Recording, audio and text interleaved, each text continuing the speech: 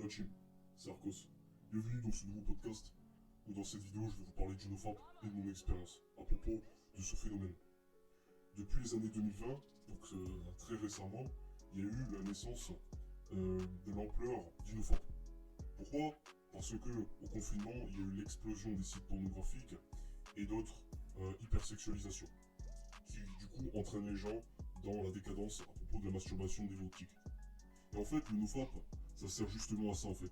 Ça sert de se débarrasser et à se détacher sur le fait de se vider constamment sur des choses dont on n'a pas le contrôle et surtout à travers un écran. Et le NoFap, le NoFap il est né pour ça. Mais bien évidemment, le NoFap existe depuis la nuit des temps puisque ce mouvement est pratiqué par certains groupes, hein, comme par exemple quelques religieux, pour justement se rapprocher du meilleur chakra. Mais bon, je suis pas là pour vous parler de ça. En fait, je vais vous parler de mon expérience à propos du NoFap et je vais vous énumérer les bénéfices que j'en ai en tiré et les effets négatifs. Parce que oui, il y en a. Et je vais vous expliquer les incohérences et le rêve qu'on vous vend à propos du NoFap par rapport aux autres youtubeurs mainstream qui vous dit parfois des conneries sur le NoFap. Et je suis là pour vous dire les vérités. Alors du coup, mon expérience de NoFap où j'ai tenu le plus longtemps, c'était en 2020. C'était il y a 2 ans et j'avais fait une pause. Pourquoi? Parce que ça m'avait gavé. Et puis je suis retombé et j'étais dans la rechute totale. Et du coup, j'ai perdu mon énergie. Et là, actuellement, je suis actuellement en NoFap. Ça fait 8 jours que j'ai pas NoFap. Que j'ai pas FAP du coup. Et du coup, je sens que j'ai beaucoup plus la niaque qu'avant en fait. Et je suis beaucoup plus réceptif aux émotions des gens en fait. Et c'est ça qui est bien chez le NoFap. Et du coup, en fait, dans la période où j'ai duré le plus longtemps, j'ai tenu 55 jours. 55 jours, c'est énorme. C'est quand même presque 2 mois. Il y en a, ils arrivent à tenir à 180 jours, soit 6 mois.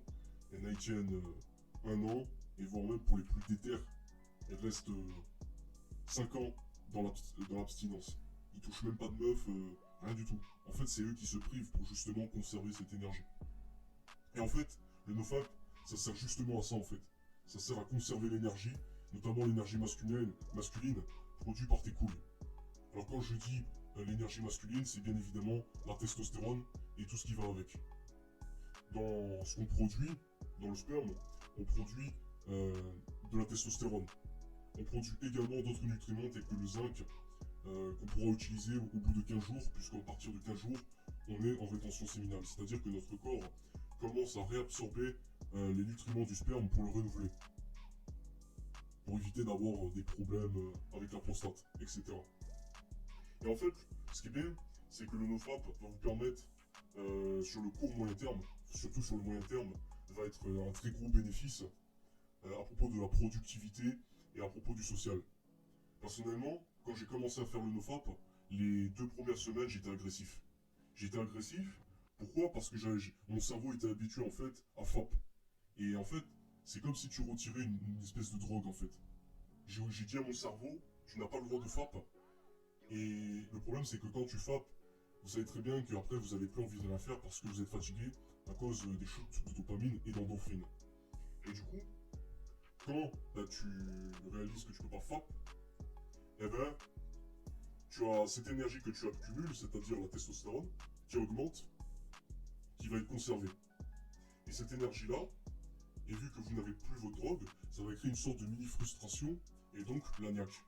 Et cette frustration, elle va vous pousser à sortir de votre zone de confort. Comme par exemple, vous entraîner beaucoup plus au sport et vous aurez des meilleures performances sportives. De plus, quand j'ai fait le NoFap, j'arrivais beaucoup plus à me faire respecter. Pourquoi? Parce que j'étais beaucoup plus ferme et agressif. Alors agressif dans le sens contrôlé. Je dis pas que quand tu fais le NoFap, ça y est, tu vas tabasser tout le monde. Non, pas du tout. Non, quand je faisais le NoFap, c'est que j'arrivais à repérer les ennemis et j'avais direct le contrôle de la situation par impulsivité. C'est-à-dire que ma réaction était plutôt rapide et rationnelle et ce qui faisait que j'arrivais à me faire respecter sans être trop agressif ou sans pas assez en fait. En fait, c'était au juste milieu. Et le NoFap me permettait à ça et j'étais beaucoup plus réceptif à la vibe des gens. C'est-à-dire que j'arrivais à repérer les gens qu'il fallait pas côtoyer et côtoyer.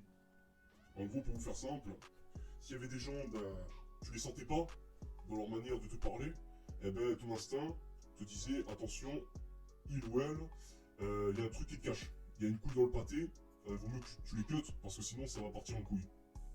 Et le fait de nos frappes, en fait, j'arrivais beaucoup plus à écouter mon instinct. Alors ça fait un petit peu effet placebo, parce que il se passe des choses au niveau du cerveau quand on frappe plus. C'est que vous avez une zone du cerveau qui se régénère. Parce que quand vous frappez beaucoup, il y a une zone du cerveau, dans le cortex préfrontal, une partie du cerveau qui gère le social et les comportements humains, qui fait que quand tu frappes pas, que tu relapses pas, eh ben, cette partie du cerveau, eh ben, elle se reboot. C'est-à-dire qu'elle se remet à son état normal. Et quand cette partie du cerveau est à l'état normal, eh ben, vous êtes plus réceptif au comportement des gens. Et donc, votre cerveau, par rapport aux comportements sociaux et au social, va permettre de mieux traiter l'information. Et donc, vous serez beaucoup plus impulsif en fonction des situations et vous pourrez beaucoup mieux gérer ce genre de situation. Et ce qui m'est arrivé. Et le problème, c'est que au début, c'est difficile de gérer parce qu'au début, dans la première semaine, vous avez franchi le pas le plus difficile. C'est-à-dire qu'à partir de 1 ou 2 semaines, voire 3 semaines, c'est là où vous avez un manque sévère de sexe et votre cerveau le réclame. Et donc, automatiquement, vous êtes beaucoup plus agressif et vous avez beaucoup plus la niaque. Et justement, en utilisant cette rage, vous pouvez l'utiliser pour travailler, pour être beaucoup plus productif. Personnellement, j'arrivais beaucoup mieux à me concentrer au niveau des études et au niveau du sport, et j'étais beaucoup plus performant. Et dans les combats en round, j'arrivais beaucoup mieux à tenir, parfois même avec des adversaires beaucoup plus coriaces que moi, et grâce au nofap. Un point négatif, comme je vous ai dit, c'est que si vous êtes quelqu'un qui est agressif et qui arrive très difficilement à gérer vos émotions, le nofap peut faire l'effet inverse. C'est-à-dire que vous allez trop être agressif à cause de ce manque de plaisir, et du coup, vous serez trop agressif envers les gens, et selon les personnes auxquelles vous tombez, vous allez être agressif inutilement, et ça va vous apporter des problèmes. C'est pourquoi, avant de faire nos FAP, sur le long terme, il faut être capable faut être quelqu'un qui sache gérer ses pulsions et gérer ses émotions. Parce que si, même dans le NoFap, vous n'arrivez pas à gérer votre frustration, il peut vous arriver des couilles comme s'énerver pour rien, et il y aura des personnes du quotidien qui vont vous casser les couilles et qui vont essayer de vous sortir de vos gonds. Et automatiquement, ces personnes-là vont se sentir bien une fois qu'ils vous auront sorti de tes gonds en fait. Voilà. Et d'où la nécessité de prendre le contrôle. Et au bout de 4 semaines, en 5 semaines, j'ai observé les bénéfices sont réapparus après la période de frustration et d'agressivité que j'avais en moi.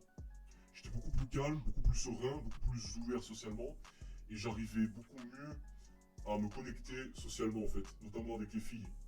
Et donc du coup, j'arrivais beaucoup plus à créer des émotions avec elles. Pourquoi? Parce que mon cerveau du cortex préfrontal arrivait beaucoup mieux à traiter l'information par rapport au comportement des gens. Et donc, je m'adaptais à la situation. Et automatiquement, la meuf qui savait que je n'étais pas un illettré entre guillemets, qui était dans le besoin et qui pense plus à ses besoins primaires que plutôt à s'adapter en situation et au temps au bon moment, la meuf était beaucoup plus ouverte puisque j'agissais pour faire monter la tension sexuelle avec les meufs au bon moment. Et donc du coup, automatiquement, la meuf était beaucoup plus ouverte. Le problème, c'est que si, quand vous relapse, vous pouvez perdre, pour certains, moi généralement je perdais cette capacité à bien traiter l'information à propos des circonstances pour agir de telle façon. Quand j'avais relapse, j'arrivais beaucoup moins à comprendre les gens et à interagir en fonction des émotions des gens et de leur vibe. Et du coup, en fait, j'avais l'air d'un putain d'illettré socialement. Et en fait, j'étais tellement un putain d'illettré à propos du social que ça me mettait des bâtons dans les roues en fait. D'où la nécessité de faire NoFap sur le long terme. Et justement, le NoFap, ça va vous permettre, comme je vous ai dit, de booster votre testostérone, votre confiance en soi sur le long terme. Ça va permettre de réparer certains circuits neuronaux causés par les addictions à la pornographie et à la masturbation.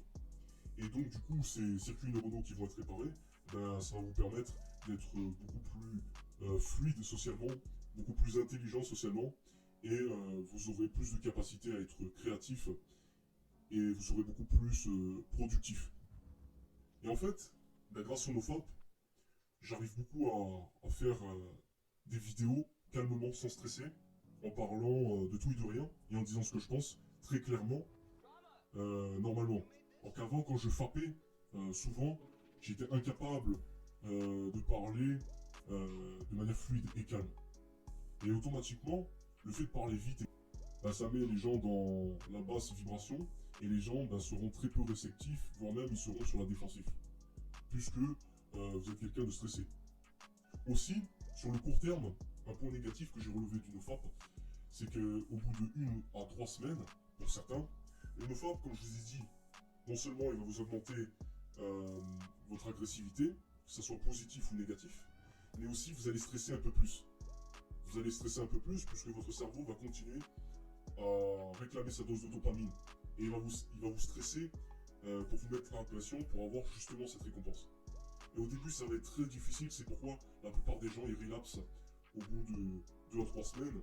Ils relapsent très facilement à cause du stress et de la frustration qu'a engendré ce manque. Mais quand on dépasse ce cap-là, après, tout va redevenir normal et votre cerveau, eh ben, il prêtera beaucoup moins attention au sexe. Et donc, du coup, eh ben, vous serez beaucoup plus détaché des femmes. Et comme par hasard soit-il, plus on est détaché des femmes, ce que j'ai constaté, plus les meufs elles viennent vers nous en fait. Et quand j'étais sur le NoFap, entre la période des 40 à 55 jours, c'était là où j'étais le plus confiant et c'était là où je m'embattais encore plus les couilles des meufs. Et les meufs, elles ressentaient ma confiance et le balécouisme qu'il y avait en moi. Et donc, du coup, automatiquement, elles étaient beaucoup plus attirées. Pourquoi? Parce que j'étais pas en manque et je dégageais pas cette vibe de quelqu'un qui était dans le besoin excessif. Parce que ce qui fait fuir la meuf, en fait, c'est d'avoir un niveau trop d'intérêt, un niveau d'intérêt trop élevé, ou du moins de dégager une vibe de manque et de mec en chien. C'est pourquoi la nécessité de faire le nofap au bout de 4 à 5 semaines sera encore plus bénéfique. Et si vous tenez encore plus cette barre, eh ben, le nofap va vous faire gagner sur le long terme. C'est pourquoi n'essayez pas de durer 1 à 2 semaines si vous pensez que le nofap va vous aider. Ça va juste augmenter votre taux de testostérone, puis après ça va baisser, ça va revenir à la normale. Et puis, vous aurez quand même, malgré ça, de l'énergie conservée et un cerveau qui réfléchit de manière plus fluide en fonction des circonstances. Et sur ce, les gars, c'était tout pour cette vidéo. Sur ce, tchuss et à très bientôt pour de nouvelles vidéos.